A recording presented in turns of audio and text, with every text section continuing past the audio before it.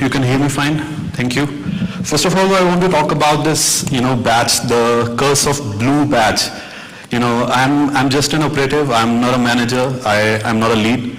I work as a technical writer in Pitney and the problem it creates is that the badge with yellow people don't come to you because they think you're lead and above, and the managers obviously they kind of spot who managers are and they don't network with you. So all my network breaks are kind of spent reading some articles from the book that we've shared on the platform. All right, so my topic today is what can mobile instruction learn from gaming, and I want to emphasize that this is instruction and not instructions, because I want to talk about instruction of instructional design. So I want to talk about mobile learning, to be precise. All right.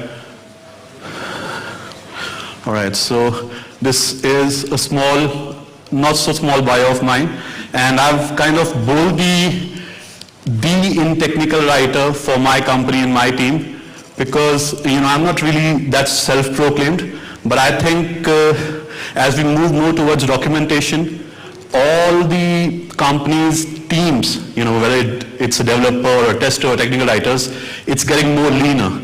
And you're using more of automation and tools like Whatfix, and that's why you are kind of, moving towards teams which are more leaner now and have lesser number of people. All right. So this is a sponsor slide. Without this slide, my company wouldn't have sponsored my trip here, so I need to show it here. All right, so for the first two slides, I'll just be pausing for a second or two on these two slides. These were the content, these kind of constitute the content that I submitted to the STC site.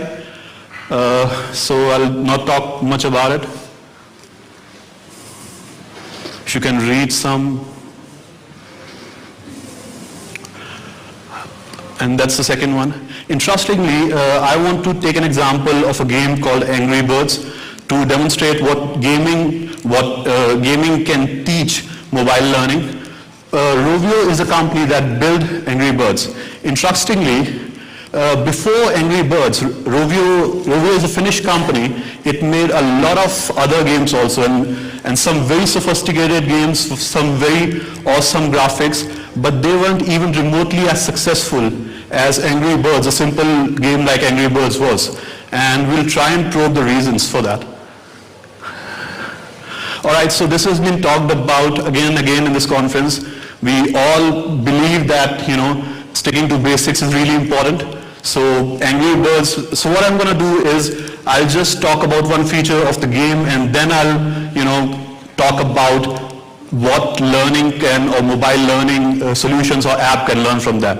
So Angry Birds is a basic and a very simple game. It's accessible from most of the mobile devices. There are just 3 actions: touch, drag, and release. And you don't require manual or how to, or read about controls on how to play. Almost anyone can see the game and then start playing it. On the other hand, most of the learning solutions, and I'm not really only talking about the free mobile learning apps, I'm also talking about the paid learning apps. I have to spend some money on that, to see how useless a lot of learning apps were. So these are 3 user reviews from 3 different mobile learning apps, and you can see what they talk about. First one talks about that the facts stated in the game, or facts stated in the course are wrong. Second one talks about that it does not really even have the basic feature of search.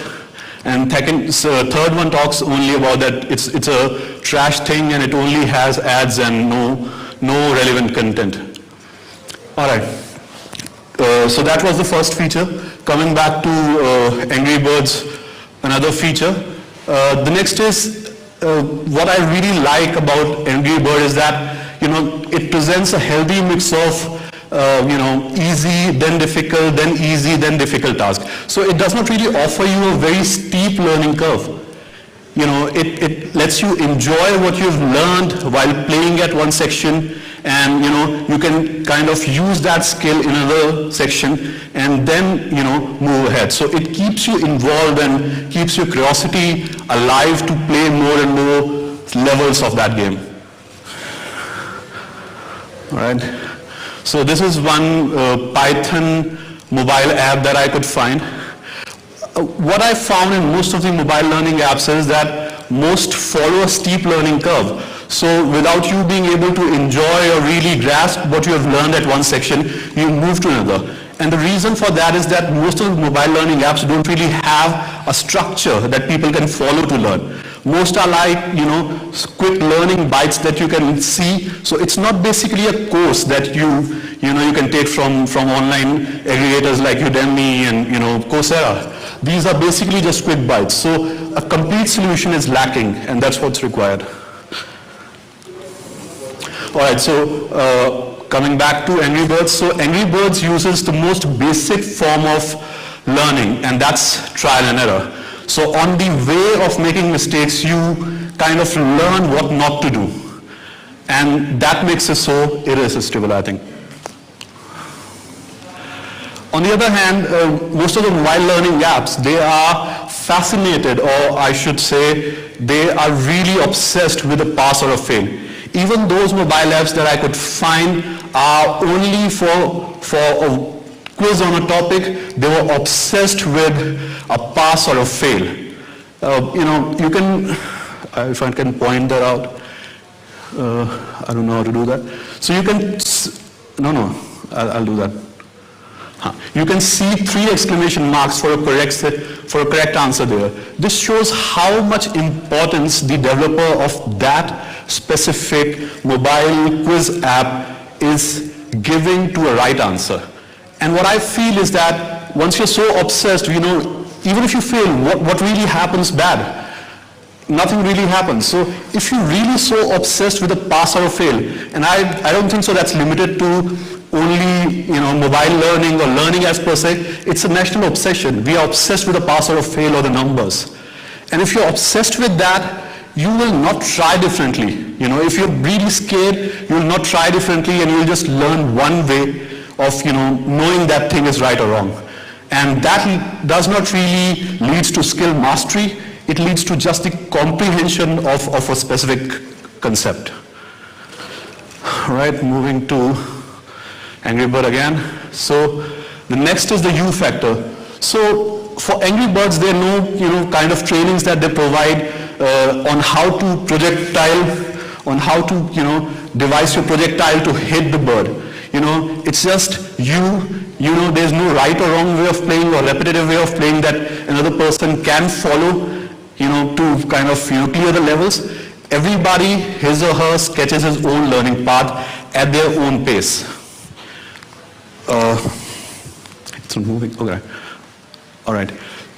I don't have a slide for learning solutions, mobile learning solutions here, but most of the mobile learning app I found, they just devise, one right or wrong way of doing that specific thing.